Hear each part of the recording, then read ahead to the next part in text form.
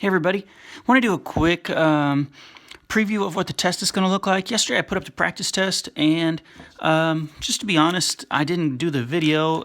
I thought I would give it a try without the video and the scores were not quite as good as with the video, so I thought for the actual test instead of the practice one, I would actually do a video. I'm not going to do a video on every single question or a little example on every single question, but I'll do most of them just to give you a quick little refresher because I know it's kind of hard to jump between video to video to video, try to figure out what you're doing and try to figure out a plan for each one. So all right, here we go. Number 1, 2, 3. Most of us, I think, got all of them right. The people who did the test yesterday, practice test anyway, got all of these right. So this one should be pretty easy. Remember, you're matching up the graph to the correct function here, and you're looking at these two values. If there's a letter A, remember, if it's positive, like this one is going to open up because this letter A is 2. So on this example, it would be positive. That's a clue that it's going to open up. This one's also going to have a Y-intercept at 2. Or, sorry, at 1. Sorry, at plus 1. At 1. And then the 2 is going to tell you this is kind of narrow, right? This is pretty close together because when the letter A is bigger than 1, the graph is pretty narrow. And so this is going to definitely start at the number 1 on the y-axis. It's going to open up and it's going to be kind of narrow.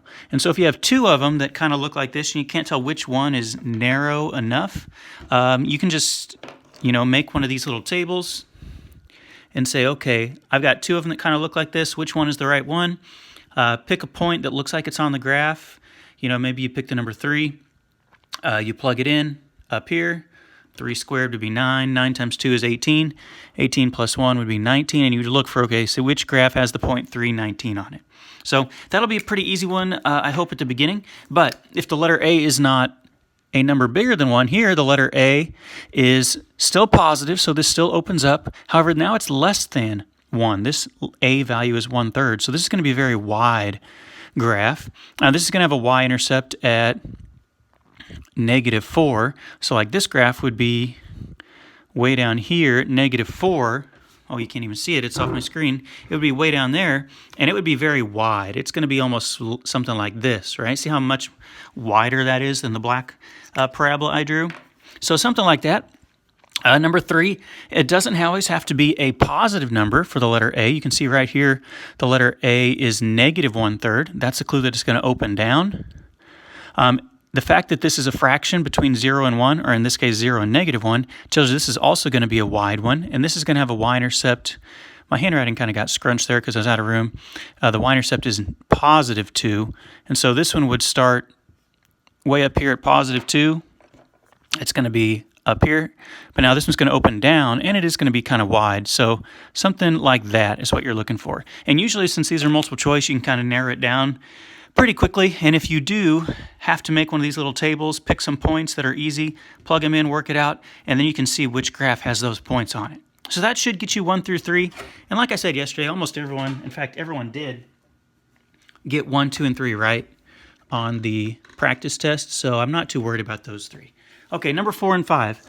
Most people did okay. It was just the formatting of the question. In fact, I went back and gave some people some bonus points because the question made you write the answer a certain way and it caused you to miss one that you shouldn't have missed.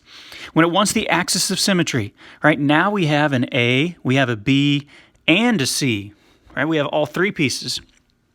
If you have all 3 pieces, or even if you don't have all 3 pieces, you can always do the axis of symmetry. Remember the axis of symmetry formula is this, -b/2a. So that's what I want to do first. I want to find my values for a and b and plug them in. So on my example, -b, in this case the b right here is 8, +8. So I'm going to put -8 over 2 times a. 2 times my a value is 2. So that is -8/4, right? Because 2 times 2 is 4. And here's what some of you forgot to type in, and this is why I counted it wrong yesterday. Some of y'all just got the answer, obviously the answer here, -8 divided by 4 is -2. Some of you just typed in -2 and it counted it wrong. And I had to go back and give you the credit. It really wants you to put x equals -2, which is kind of annoying, but make sure you put x equals before your answer. Okay, that'll be the axis of symmetry. Now, how do you get your vertex? Easy. Once you have the axis of symmetry number, in this case x equaling -2. Now you just take -2 and put it in the place of x in both spots where the x is in the equation. So like I'm going to do, let's see, -2, if I put it in up here, -2 squared would be 4. So that would be like 2 times 4. Right here, 8 times -2 would be -16. I'll write that in a second. And then -5. So you just plug -2 in the spot of the x in the original problem and work it out. So I have 8 plus -16 minus 5. And that would be -8 minus 5. -8 minus 5 is -13, right? Whoa, my negative sign. And so your vertex is going to be this number, right? -2. The x equals number for your axis of symmetry is always the first part of your vertex. And then the answer you got when you plugged it in and worked it out. So let me erase all this other nonsense so it's not in the way. There it is. -2, x equals -2 is your axis of symmetry, and then your vertex is the point -2, comma, -13. So that's how you'll want to do that one. Make sure you put that x equals, and then you'll be okay on the axis of symmetry. Okay, the next one, number 5, is going to ask you, find the minimum or maximum. Easy to do the first part. You have to look right here at your letter A. I'm going to go ahead and label all 3, but the letter A tells you, in this case, the letter A is negative, so that means it opens down. When it opens down, it definitely has a point way up here that's the high point called the maximum. So in this one, this graph has a maximum. And then what is the maximum point? Well, the maximum point is the vertex. It's the same thing as this right here.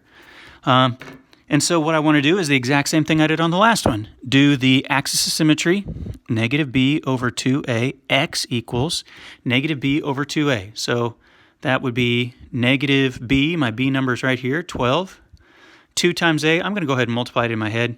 2 times a, that would be 2 times, my a number is -3. 2 times -3 is -6. And then if I divide that, I get 2. And to be honest, it's x equals 2. So there's my axis of symmetry. It's not really part of the answer over here, but if I had to write it like I did up here, I'd put x equals 2.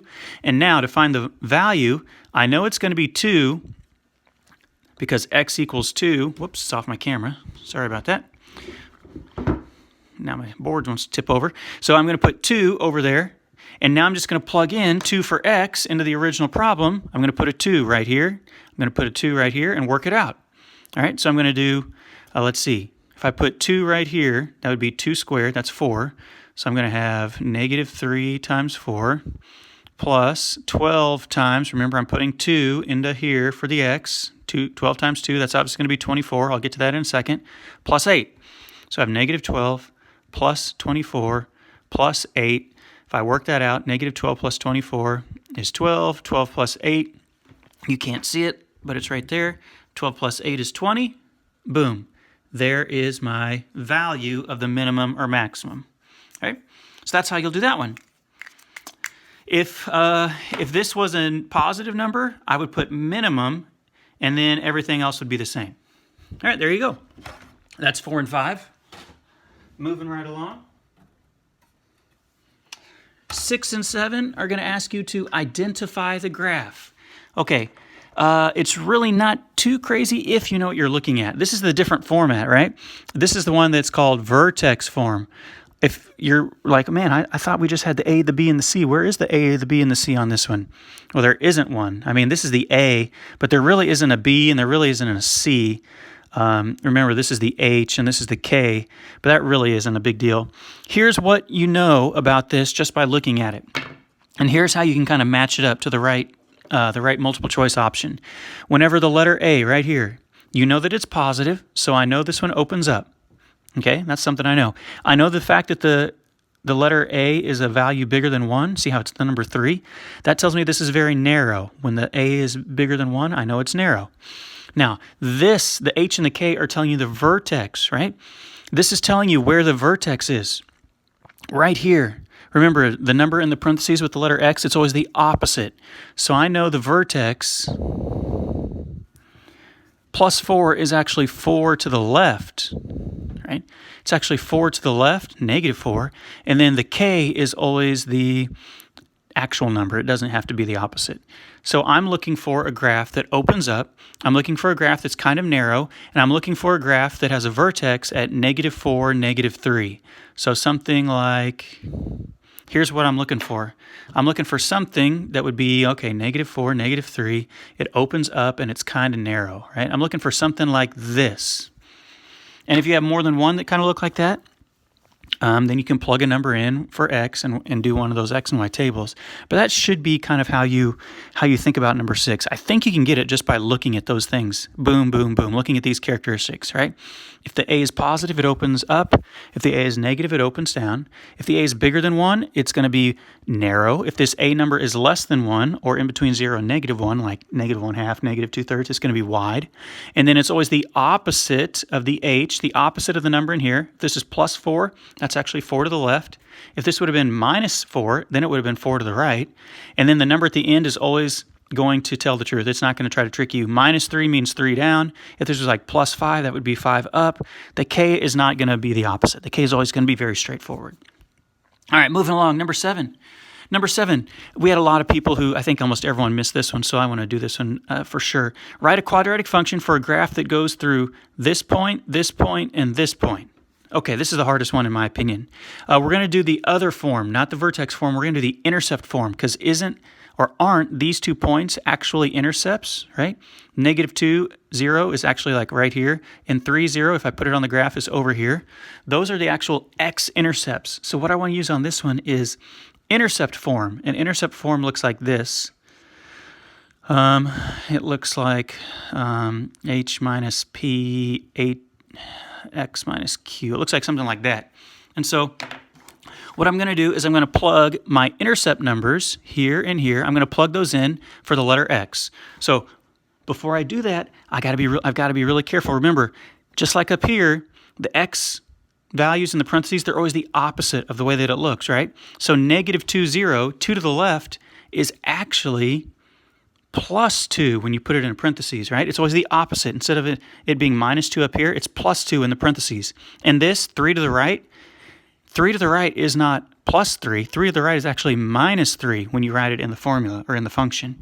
So I know I got to do the opposite of those two. And then what I want to do, I want to take this x and y value, right? They gave me a point that is not on the y-axis, or excuse me, they gave me a point that's not on the x-axis. They gave me 2, -18, which is like way, way, way off my graph. They gave me a point that's just a random point. I'm going to take the x value, 2, and in a second I'm going to put that in the spot of the x, right there and right there.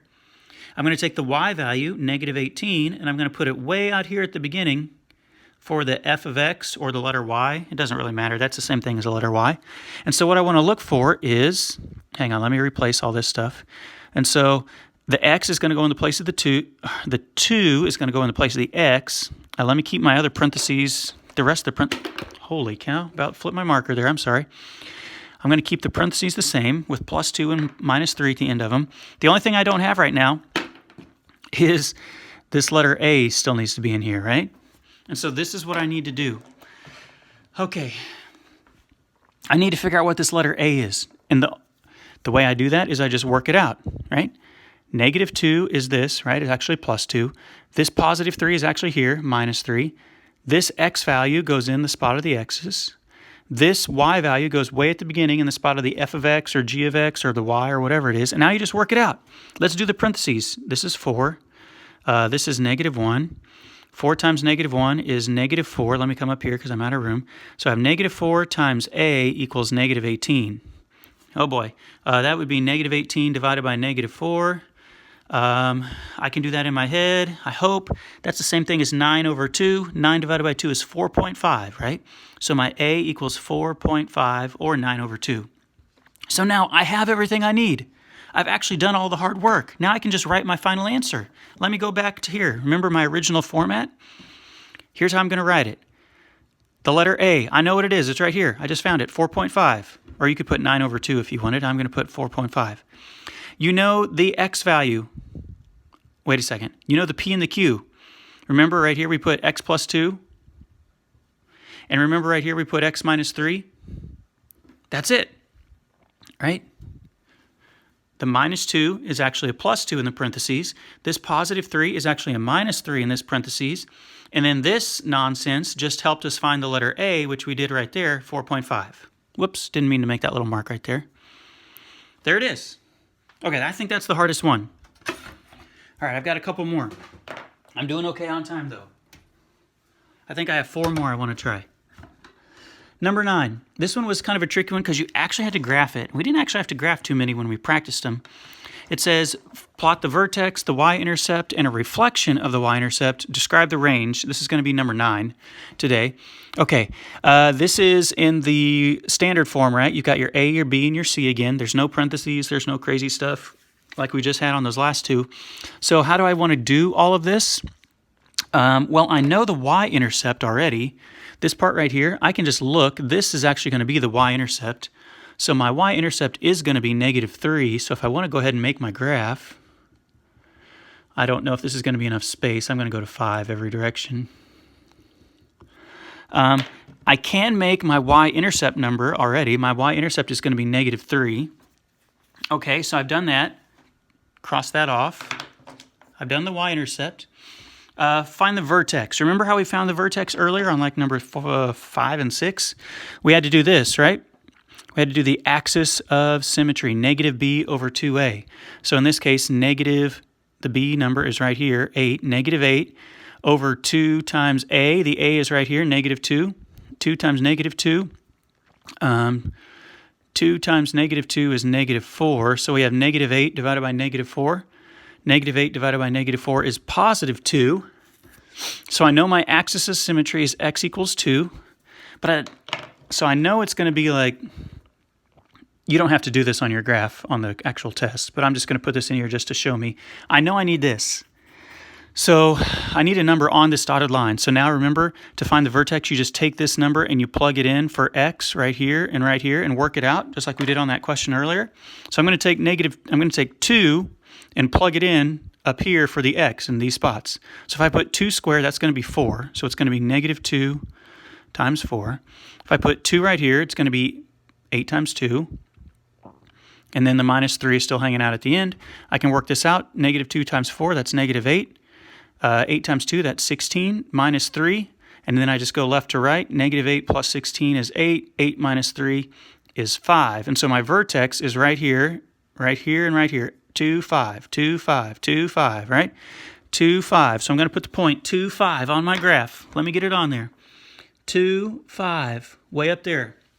Okay, so now I've done the y-intercept. I've done the vertex. Now I need to do a reflection of the y-intercept. Okay, so look at what we've got here, guys. See how the y-intercept is, it's 2 spaces right here, like 1, 2. It's 2 spaces away from my axis of symmetry, right? It's 2 spaces to the left. So what I want to do is go 2 spaces to the right and just kind of do a reflection, right? You see how 2 places to the left of this line, I'm right there. So I just want to kind of do the reflection 2 spaces to the right, which is right here, right? 2 spaces to the right of the green line, I'm at the same height. And I don't know why I made those little black marks. I didn't mean to. And really, these arrows don't need to be there. And that's how you would do it. Boom. I did the y-intercept, I did the vertex, I did the reflection, and I'm done. Oh wait, I'm not done. I didn't do the last part. Describe the range. So you can't actually connect the dots on our Big Ideas Math website, but what you can do is you can say the range. This graph definitely has a maximum. This graph starts here, like if I could draw it, it would look something like this. It has a definite high point, and then everything, it's below this spot right here. And so it's below, less than or equal to 5 on the y-axis. Okay, that's one of the hardest ones. Feel free to rewind the video and watch me do that. Do that one again if you need to. I've got 2 more, and I'm about at 19 minutes right now, so I'm doing okay. Number 10, this one, most people got like one of the answers right or none of the answers right. It's not as bad as it looks. I just didn't do a very good job of explaining it. Find the zeros. The zeros are the same thing as the x-intercepts. Look what we have here. We've got A, B, C. Now, could we technically graph this one like we did the last one? Find the x-intercepts? Yeah, but what if the x-intercepts are kind of in the middle? Ooh, that's not going to be fun. So I don't want to do it with that. That's not going to be the best strategy. What I want to look for is, look for a GCF. Do you see a greatest common factor here? Is there a number that A, B, and C all go into? Should be 5, right? Can I divide all these numbers by 5? I hope I can, right? See what would be left. 5 divided by 5 would be 1x squared. 30 divided by 5 would be 6x. 80 divided by 5 would be, well, actually negative. 80 divided by 5 would be 16. And then once you divide out, or factor out, let me use the right word, factor out the GCF, now can I break it down in my head? Do I know two numbers that multiply to equal negative 16 that add up to positive 6? Well, let me think about it. How can I get negative 16? I can do negative 16 times 1, negative 8 times 2, negative 4 times 4, negative 2 times 8. Do one of my combinations over here, if I add my numbers together, equal positive 6? Let me see. It's got to be this one, right? Negative 2 plus 8. That one equals 6, doesn't it? This equals 0. This equals negative 15. That equals negative 6. So it's this combination right here. Oh, geez, I'm out of space. Let me just kind of put it down here, and then I'll erase it. So look what it is. It's negative 2 and positive 8. That means my answer is going to be this. Negative 2, positive 8, just like that. And then this is my simplified version. This is intercept form, remember? It says find the zeros. The zeros are boom and boom. Remember, you have to do the opposite of these numbers, right? What number would make this parentheses equal 0? 2. 2 minus 2 would equal 0. Remember, negative 2 is actually 2 to the right. So one of the zeros is 2. The other one is what number would make this parentheses equal 0? Negative 8 plus 8 would equal 0, right? Or plus 8 actually means 8 to the left. It actually means negative 8. There's two ways to kind of think about it. So that's how you find the zeros on question number 10 today. First step, do GCF. Step 2, factor it using the little mental math. What numbers add up to equal whatever and multiply to equal whatever. Step 3, write it out like normal, and then flip these signs to the opposite, boom and boom, to get your final answer. Okay, going to erase that one because it's in the wrong part of town, down there on the wrong problem. Number 11, another one you're going to have to graph. Plot the x-intercept, y-intercept, and the vertex of this. And this one is a little bit more difficult than the last one, although it's not too crazy. Could I do it with the way that we did the last one?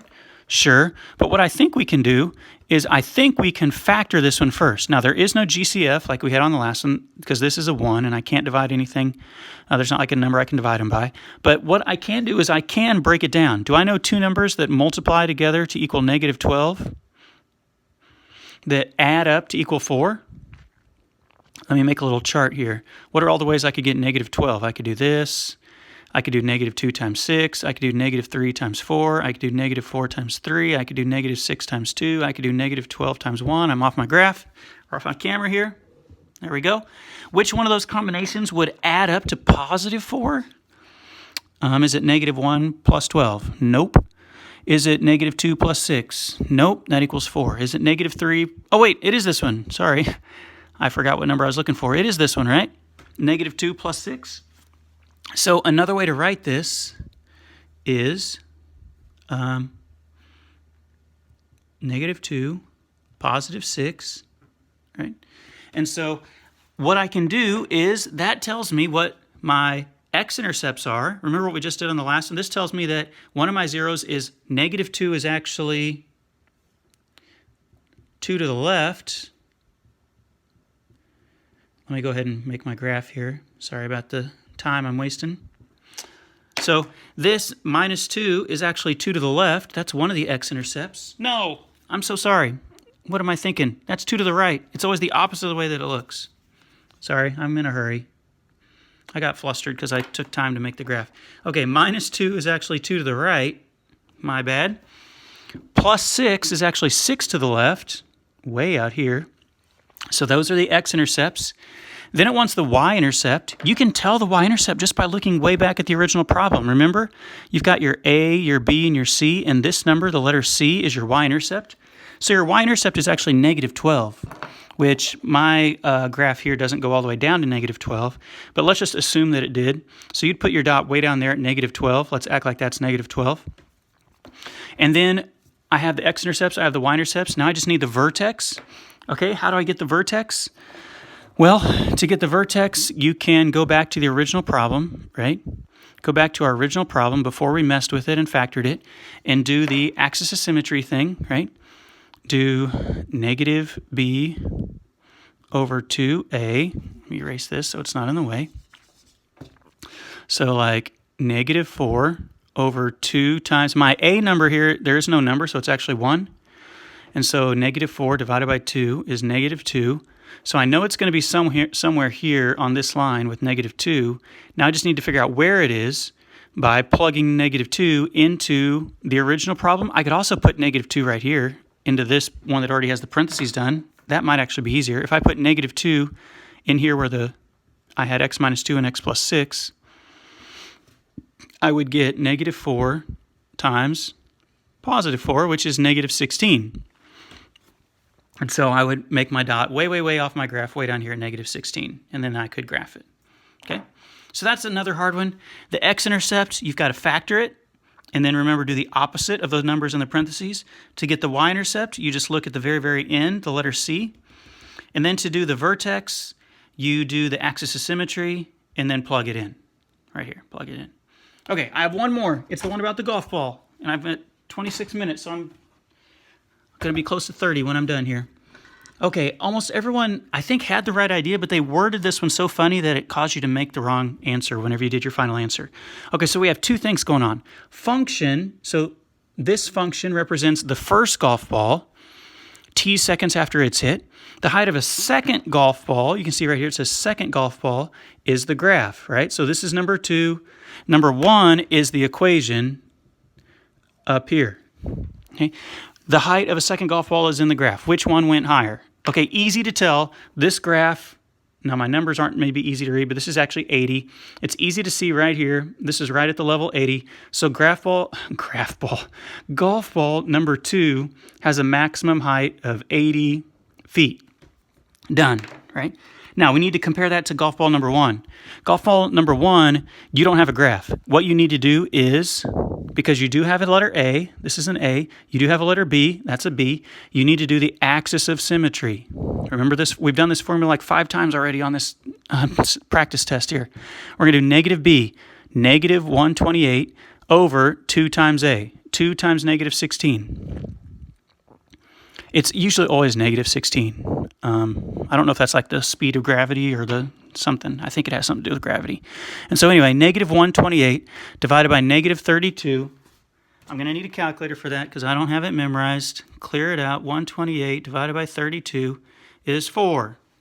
So my golf ball reaches its max at 4 seconds. But that's not my answer. How do I actually find the height of the golf ball at 4 seconds? I take 4 and plug it in for the spot of the tee. So let me write the original problem down. Okay, this is the formula from up there, right? I just copied this. I just copied it down here. And I'm going to put 4 in the place of the tee and work it out. So if I put 4 right here, 4 times 4 is 16. So I'd have negative 16 times positive 16. And then here I would have 128 times 4. And once again, your calculator is going to be handy. Let's see. Negative 16 times positive 16 is negative 256. And 128 times 4 is 512. And so then you do negative 256 plus 512, and that should be 256. And so golf ball number 1 actually gets, really high, 256 feet. I didn't mean for that number to be so high. And so golf ball number 1 is 256 feet. Golf ball number 2 is only 80 feet. So the question on our website is worded really funny. So it's going to ask you, it's going to say the height of it's going to first want you to figure out, you're going to have to tell them this answer. They want to check to see if you got that answer right. So the question is going to say like the first ball, which may not necessarily be the highest one. This actually may be the smaller number, but it's going to say the first ball, which is the formula one, went, and then it's going to have the drop down or the box for you to type your answer, right? And so you're going to have to type your answer right in there, 256 feet. And then the second sentence is going to be and then here's your drop down, first or second. You have to pick first or second ball is higher.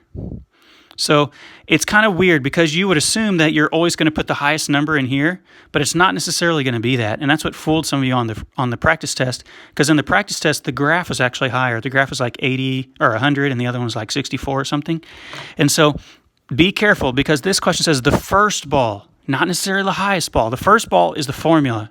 They want to check to make sure you work this out right. So make sure this number goes in there in the first blank. It doesn't even matter if it's higher or lower.